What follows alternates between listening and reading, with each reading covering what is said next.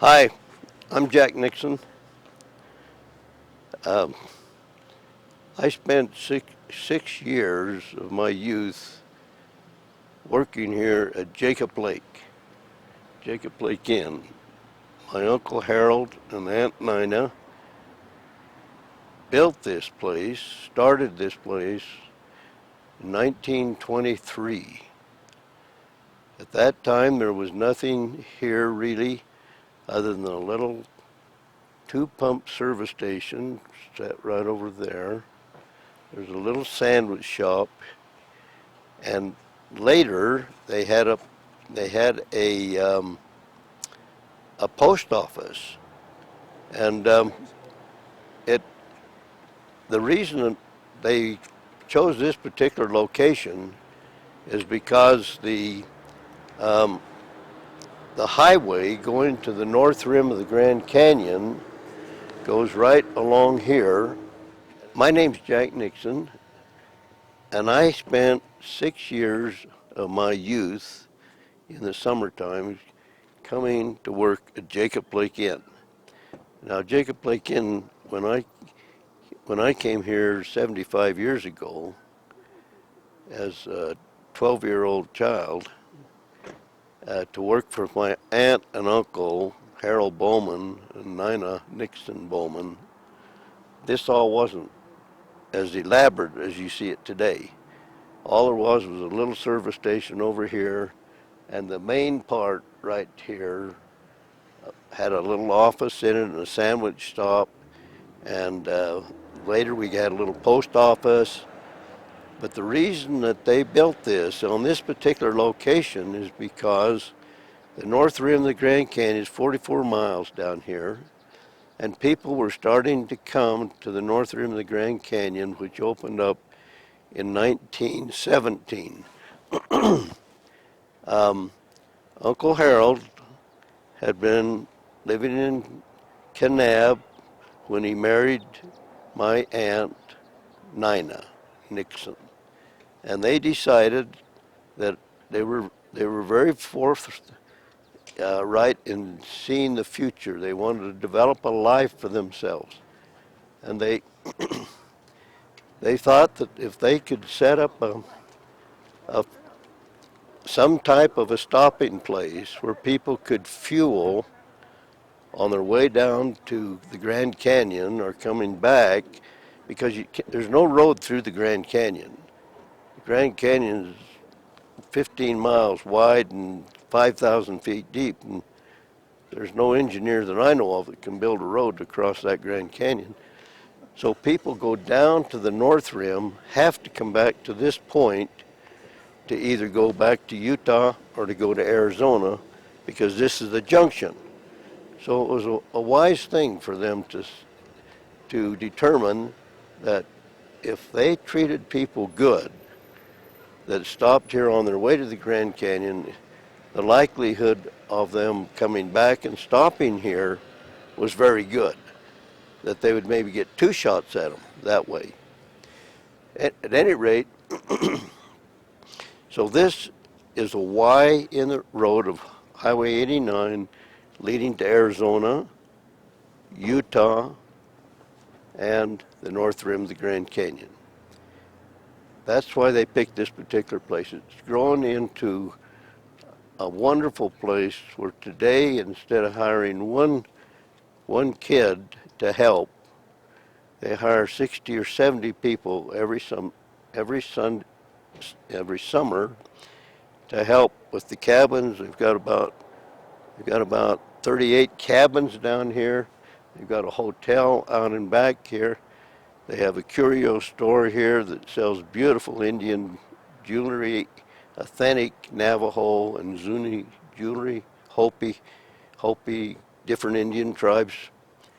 They have a gas station now. Instead of two pump, they have about eight. They have about 1, 2, 3, 4, 5, 6, about 12 pumps now.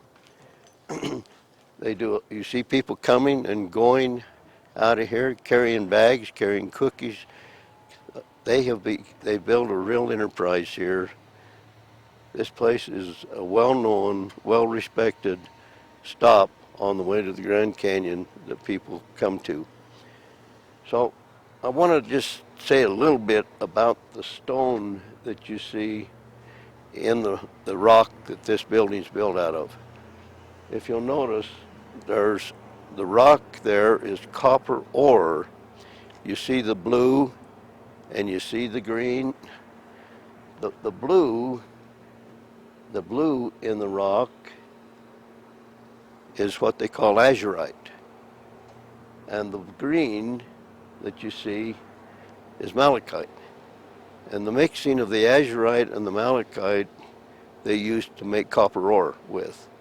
There's a copper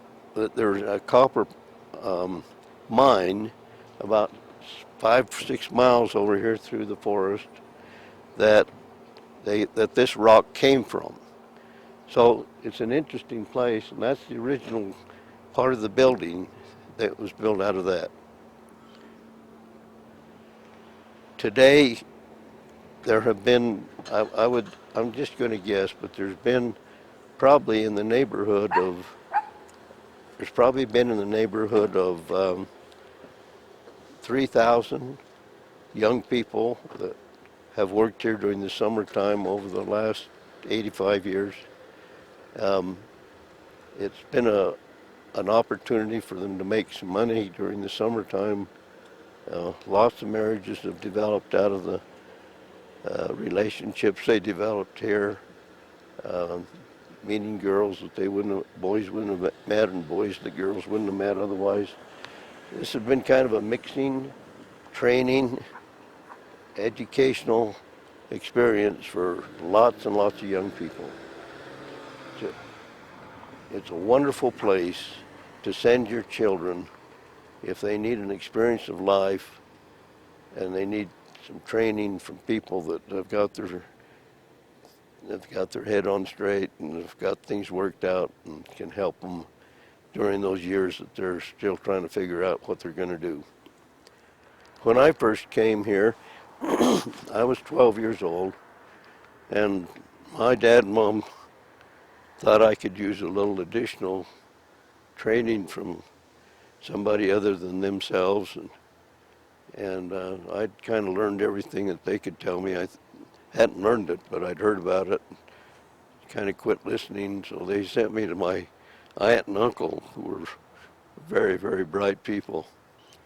And I was tossed right into the center. There was this 2-pump station that I mentioned to you that they put me in charge of 12 years old. It was my responsibility to meet the clients or the customers that came there, and to sell them gas and to fix their tires if they had tire problems. In those days, had lots of blowouts and lots of tire problems with people. They just used a rayon rubber tire, and those wore out pretty fast. So I learned at 12, 13, 14 years of age how to fix truck tires and how to fix passenger car tires. And those were during the war years, the Second World War, and in those days you had to have stamps to buy gasoline because everything was rationed. And gasoline was rationed, and so they had to provide me an A stamp if they wanted 3 gallons, or a B stamp if they wanted 4 gallons, or a C stamp if they wanted 5 gallons. And people were issued stamps based upon what their occupation was. For example, a doctor could get a 5 stamp because he was an emergency type business or type service. And then the people that didn't have any specialty reason to drive a lot could only get a stamp, which would be 3 gallons. That's a week. That's all the gas they would allow. So I'd have to collect these stamps from them, and then we'd have a government official that would come around and check and see if we've been collecting the stamps or not. One time, a government official came, and I'm only a 12-year-old kid or 13 years old, And the guy got upset with me because I didn't have enough stamps to equal the amount of gas that we'd pumped. And he was just really chewing me out. And my Uncle Harold, saw him out there talking to me.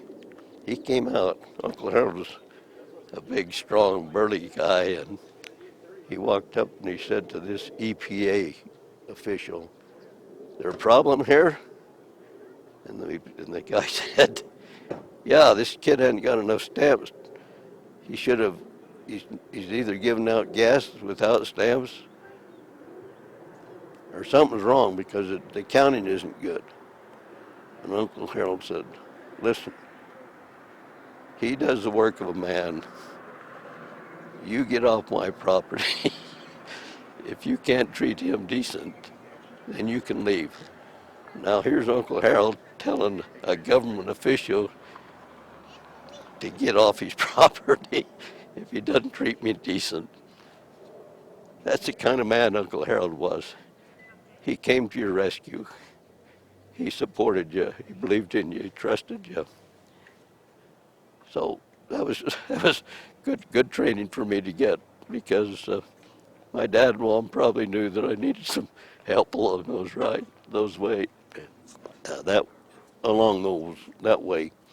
Nina, on the other hand, she was she'd been a nurse, and she in the Army. She'd served in various capacities, and she was kind and sweet and tender and loving. And whenever I wanted to cry, I'd just go let her wrap her arms around me, and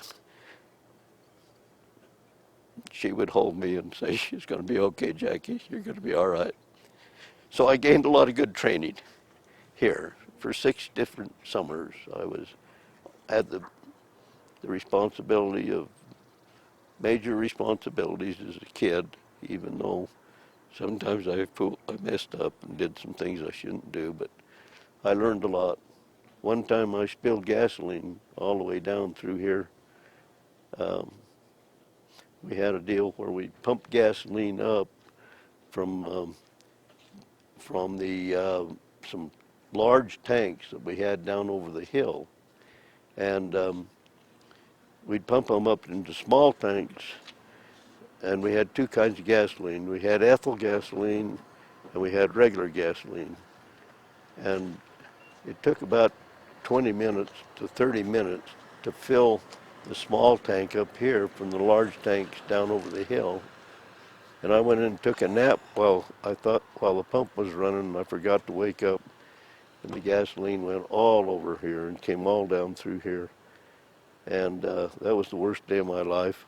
I thought my life was over, and I ran away. And I'd built a tree house down here, about a half a mile, maybe about a third of a mile down through the trees that I didn't think anybody knew about. So I ran down there to hide, and I'd hear my uncle say, "Jackie, where are you? Where are you?" The fumes were coming up, and I knew that my life had about ended, because that was a lot of money, and that was a terrible mistake I made by going to sleep while I should be watching the pump the gasoline up to the small tanks. At any rate, I decided, well, my life's over. I don't know how long I can extend it, so I would not respond when I heard Uncle Harold calling, and I waited till dark so that I could get back and pick up a pair of cowboy boots, real nice new cowboy boots that I had that I didn't want to leave.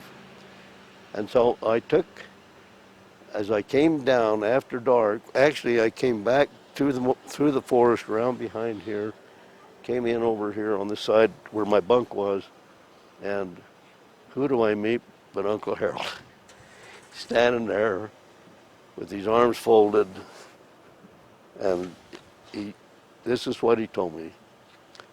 He says, "I thought I'd hired a man and all I got was a damn kid. And he turned around and walked back into the office. That was worse than if I'd got a good licking. It was better. It was terrible that I disappointed my uncle like I did. When it came to the end of the summer to be paid for the summer's work, he sat down and he said, you know, you've cost me a hell of a lot more than you've been worth. And so I'm not going to pay you anything for the summer. But you go over to the curio counter, which is right in this part of the building, and you pick out a piece of jewelry so you have something to remember this by. So I did, and today I still have that piece of jewelry. It's a bracelet. That was marked $12.75 in those days. It was what they call a palm bracelet. I didn't realize it was a palm. A palm bracelet or a piece of jewelry is something that is 100 years or more old. So at the time I got it, it was over 100 years old. So now it's over 200 years old because I'm 90 years old now. So I've had this for about 80 years.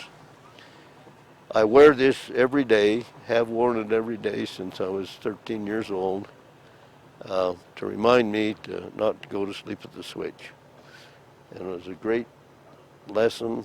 It was a hard lesson for a 13-year-old kid. This is a drawing that a sketch artist made of Uncle Harold, and this was published in the Arizona Highways back sometime in the early 50s, probably during the early 50s. Arizona Highways used to feature Jacob Blake and Uncle Harold and Aunt Nina in their magazines periodically. They'd at least do a feature story at least once a year on Jacob Blake because it was one of the success stories of private enterprise in a government, on a government land lease. This property is not owned by the family, but this property is leased by the family. And this lease was given back in 1923. It's the oldest lease on Forest Service property by a single family. It's 85 years old now and has been renewed numerous times by the descendants of Harold and Nina Bowman. A very unique piece of property. And as long as they maintain it well and they take care of it in a way that the government appreciates, and they'll continue to renew the lease here. Soon be 100 years since this lease was let by the government in 1923. I want to talk about this stove. Not this particular one, but this is the kind of stove that I had when I was a little boy. This is coal. These plates come out. You put the coal down in here, set it on fire, and then you put a tea kettle to heat your water on any one of these plates like it here. This one has 6 plates. This is an expensive stove.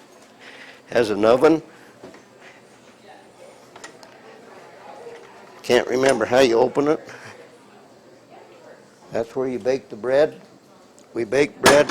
My mother baked bread every day, and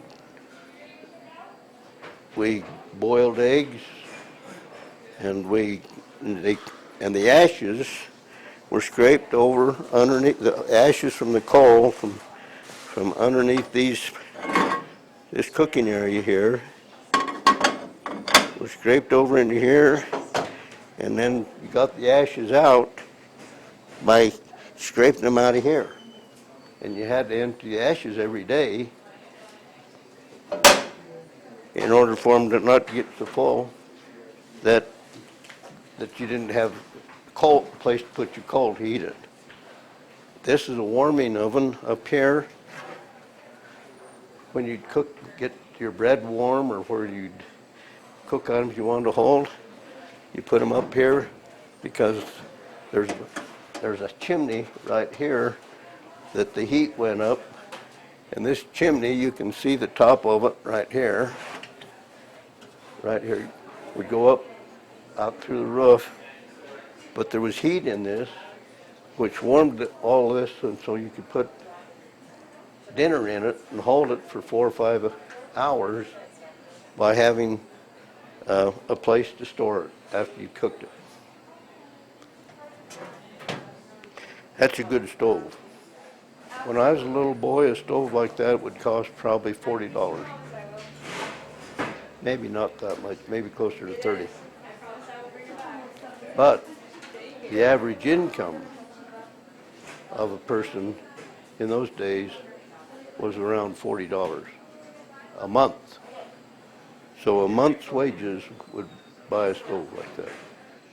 The ashes would fall down through this, fall down here, down through here, and then had a drawer here. You take this drawer out and dump the ashes in a bucket.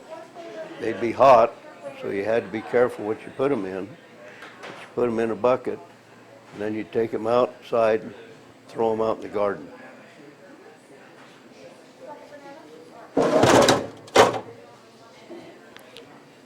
That's what we baked our bread on. We had a frying pan that you'd put on top and cook your eggs. Or if you wanted to boil them, you'd put them in a pot on there.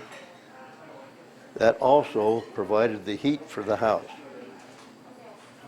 I lived in a house in Ordway, Colorado, where the stove was against the wall, and then there was a little room on the back of the house. It's where I slept, but it had no heat in it. And in order to get into the room, there was a window right here. And my mother had painted the window with blackboard paint so she could use the window to put notes on and assignments to the kids of what they should do every day. Or that was the blackboard that I learned to spell on and my schoolwork. But the window would raise up. I'd crawl through the window into my bedroom. And because there was a door to it, but you had to go clear outside the house and come in from the back side of the house. Yeah, I saw that. So when I got ready to go to bed, I'd open the window, crawl through, shut the window, and I had a big feather-tick bed there. And I got to tell you this, we had no heat in that room in the back. In the wintertime, it was cold. So my mother would heat rocks in the oven, wrap them in a towel, and put them in my bed, and that's how I heated the bed in the wintertime. Later, maybe a year or two later, water bottles became popular. And they were a rubber tube that you could put hot water in. They were a lot easier to sleep on than those rocks that kept you warm. So, interesting recollections. We didn't have any heat in the house other than a stove like this. And we cooked on it. We warmed the house with it. We warmed rocks we put in our beds to keep warm at night. We had a good life. And this was our training center here, the blackboard paint that she'd put on the window, and she'd write all our instructions on there, erase them off when they were done. This is a short history of Jacob Lake Inn. and goes back and talks about Franklin Benjamin Woolley, who was my great-great-grandfather on the Woolley side.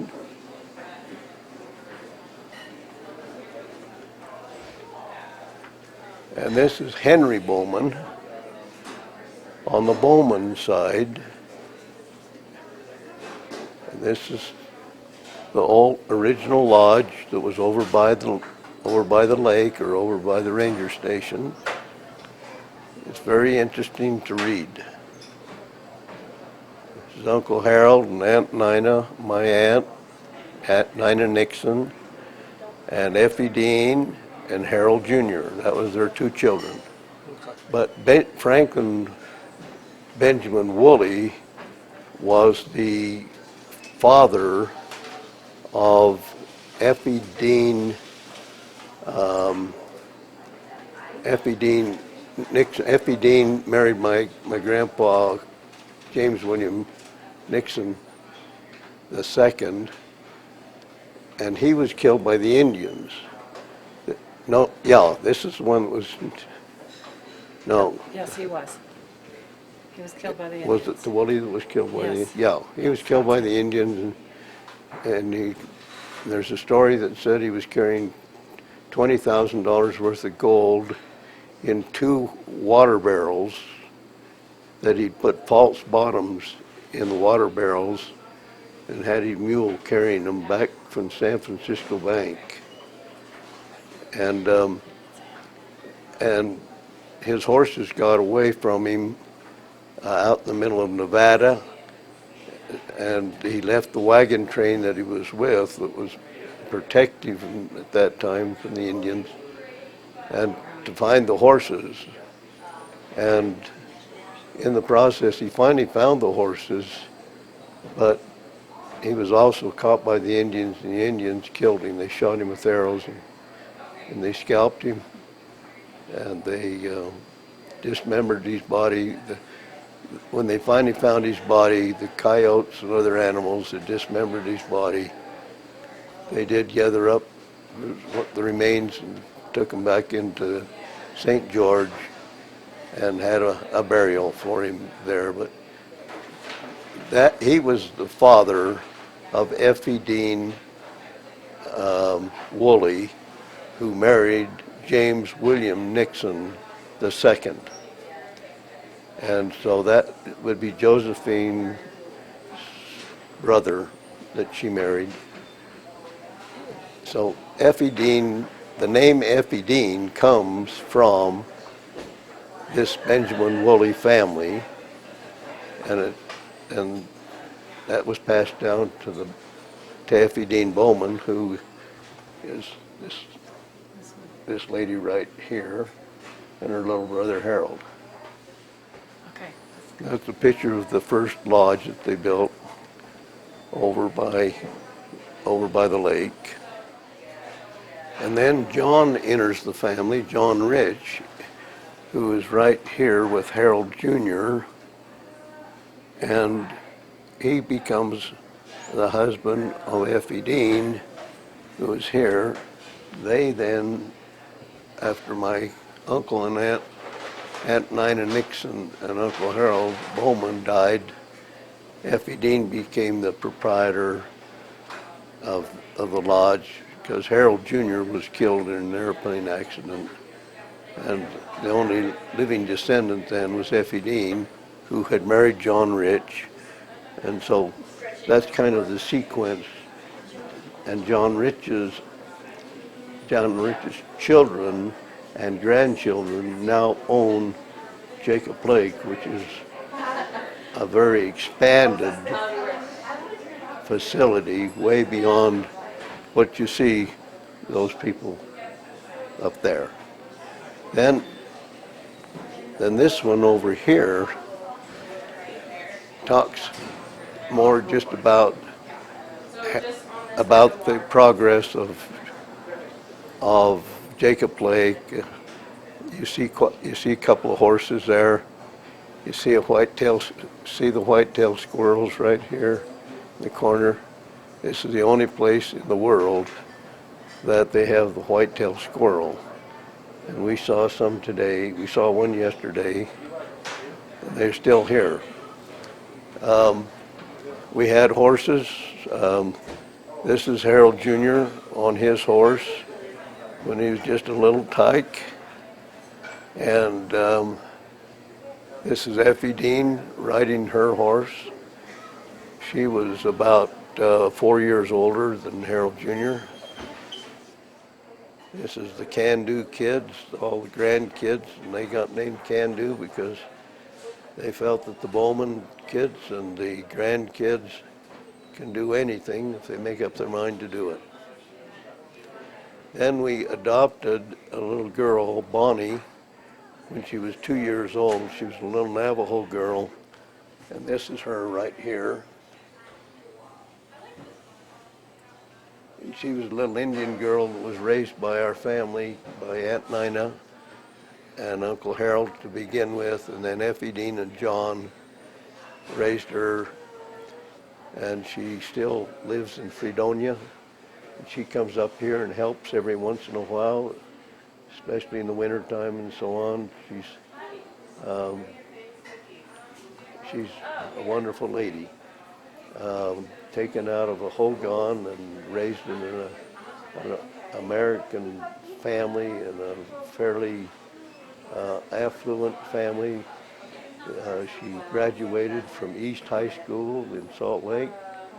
She went on a mission for the LDS Church. Came back and has worked here, been a real asset because she's a Native American.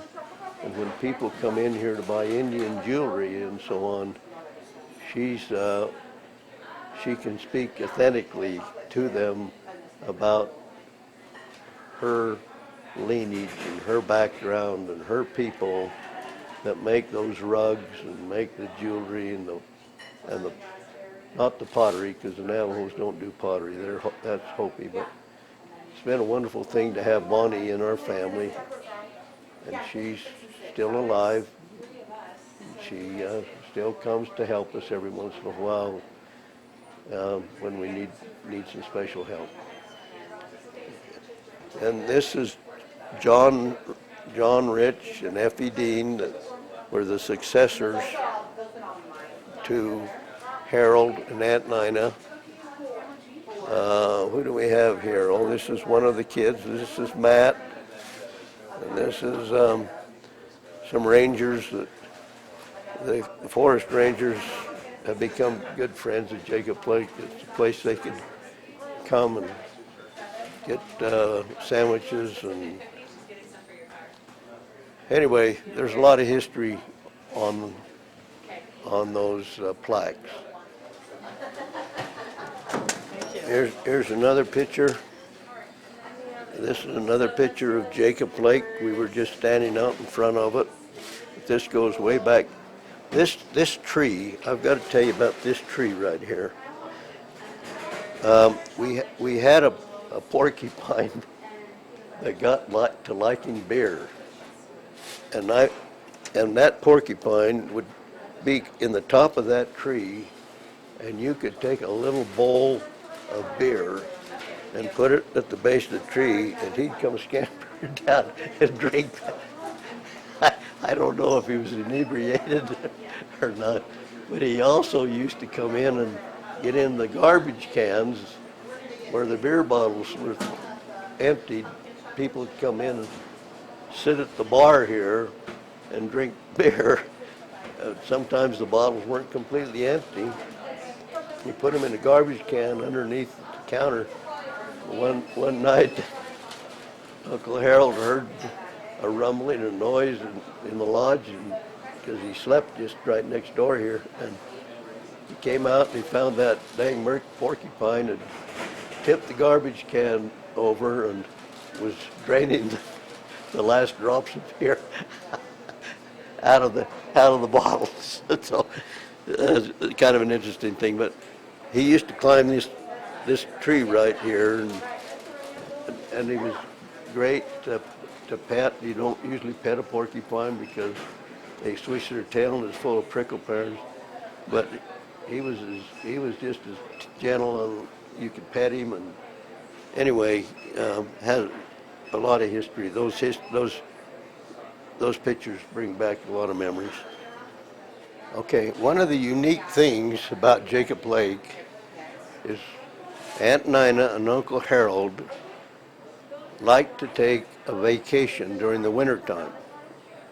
And they'd take good vacations. They would go to San Francisco, or they would go to Chicago, to the World's Fair, or they would go to distant places, and that took a lot of money.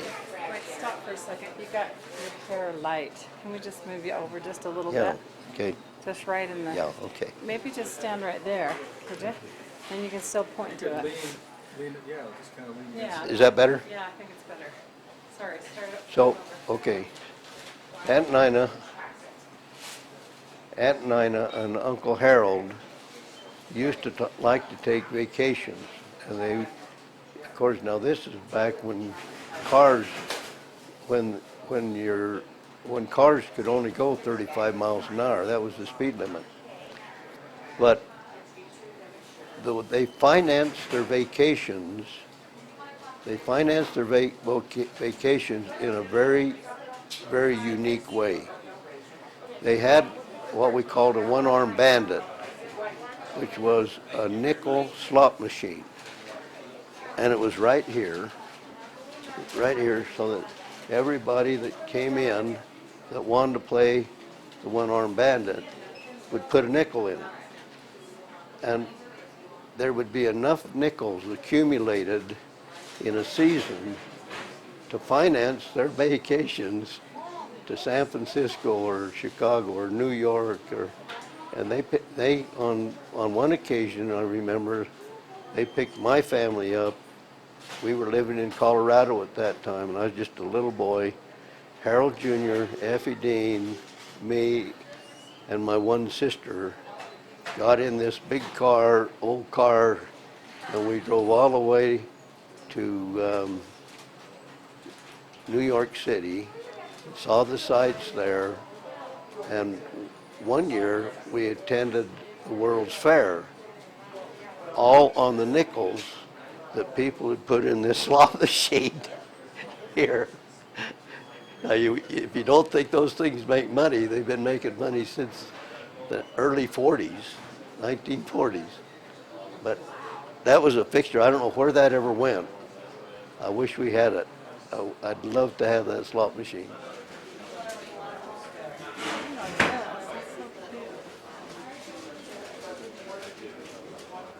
They make pottery, but how do they get all the colors?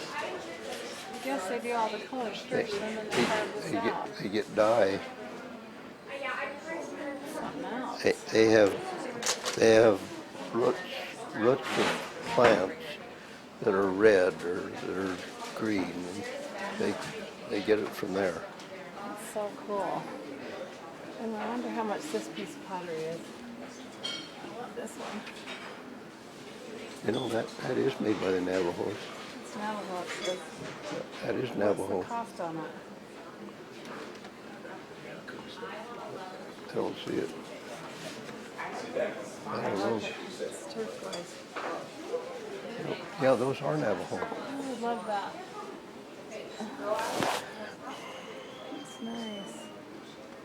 They're just so unique. I mean, you don't see that anywhere. I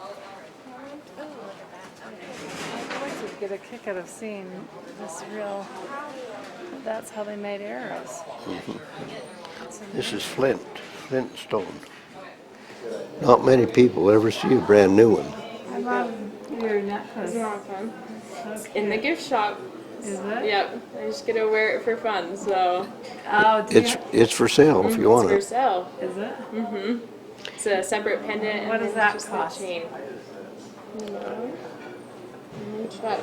Everything's for sale. Everything is. So this one's gonna be $198 the pendant, and then the chain is just. Yeah, that's really beautiful. Well, here we're gonna buy some jewelry before we leave. Okay. So Perfect.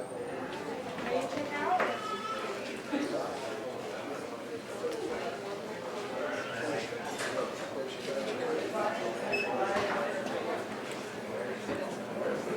to get breakfast now? I thought you might be interested in the fire that took place here last year, the year 2000. Um, this Kaibab forest was all on fire over, I think, over 22,000 acres. It may have been more than that before they finally got out. Probably closer to 40,000 acres burned. But we just about lost Jacob Lake. If you look through here, you can vaguely see the cabins. Jacob Lake, there's a rooftop over there, and is within about 1,000 yards of here, right where we're standing. The fire came from the west, from the south and the west, towards Jacob Lake, and they knew it was coming for a couple of months. It was burning the forest. It was coming to the east, and they were warned that they may have to evacuate, which eventually they did. They had to evacuate. But to give you a perspective of how close this came to wiping out the lodge and the cabins and everything at Jacob Lake, I just wanted you to see some of the actual trees that are actually within about 100 feet of our westmost cabin. And this is what was happening. These trees were on fire. The wind was blowing. It had already jumped 2 fire lines that the Forest Service and the firefighters had set, where they'd taken bulldozers and cleared out strips that were 100 to 200 feet wide. But the wind was blowing with such intensity that the fire just jumped those fire break lines that they'd set up. They set up 2 fire lines, as I mentioned, that were maybe 100 to 200 feet wide, and they had a water line here that they were spraying the trees. They had a water system all surrounding the perimeter of Jacob Lake to try to protect it from this ravaging fire that was being precipitated by the wind. At any rate, you can see what damage. You can see burned trees here, every all these tree stubs. They were all trees at one time. They've cleaned them up, but the fire was raging, coming west towards the cabins, which are just 1,000 feet up here. This fire continued burning till it got within about 40 feet of our westmost cabin. We also had a bunch of propane tanks. There were 4,000 gallons of propane in 4,000 gallon tanks up here that the fire came within 150 feet of. If the fire had hit those tanks, Jacob Lake would have been blown up and scattered all over the mountain here. By the power and influence of prayer, the wind changed directions just as it got within about 100 feet of Jacob Lake and of those propane tanks. Now you can call that a coincidence, or you can say that Heavenly Father had a hand in it. All the people had been evacuated. All the firefighters, there was 150 firefighters here that had been fighting it. There were helicopters that were dropping anti-fire retardant. There was a 747 that was flying that was full of retardant that was dropping it. And they'd been fighting these fires for weeks, but they put a special effort to try to protect this place, but it was to no avail. The fire department, the Forest Service fire people said, it's coming too fast, we cannot stop it, it's jumped our fire lines, we have to evac all the firefighters, all the firefighting equipment. The aircraft was gone except for one helicopter was still here, and the fire was raging towards the buildings, which are just right here. The last minute before it engulfed the first cabin, there were 60 kids on their knees praying. The workers here were in a gymnasium in Kanab, and they were praying that Heavenly Father would save Jacob Lake. Within the last minute or two, the wind suddenly changed and turned north. Now, Jacob Lake was saved by providence, the mercy of the Lord, through the power of prayer, I believe. And those who were here and experienced it believe that. When you call out when you give up and you say the fire's going to overrun us, we must protect the people that are fighting the fire and withdraw them. And then the wind changes. It wasn't the firefighters that turned the fire.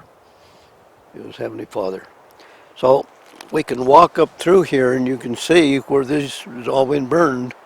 These trees have been burned now. Lots of them were burned and they killed the trees, and they've cut the trees off. You can see the stumps all through here of tree stumps. And they've been hauled away, cut up and hauled away. But as we go right up to the cabins, and you can see the roof of one of them right through there, we'll see that the fire had singed all of this area, and it was on fire. It did a lot of damage to the motels, to the hotel, and to the cabins. We got a lot of smoke damage.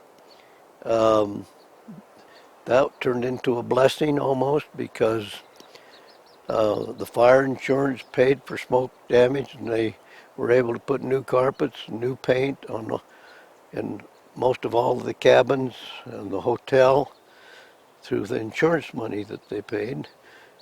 So it was a silver lining around the fire damage that we thought we were going to lose this whole place.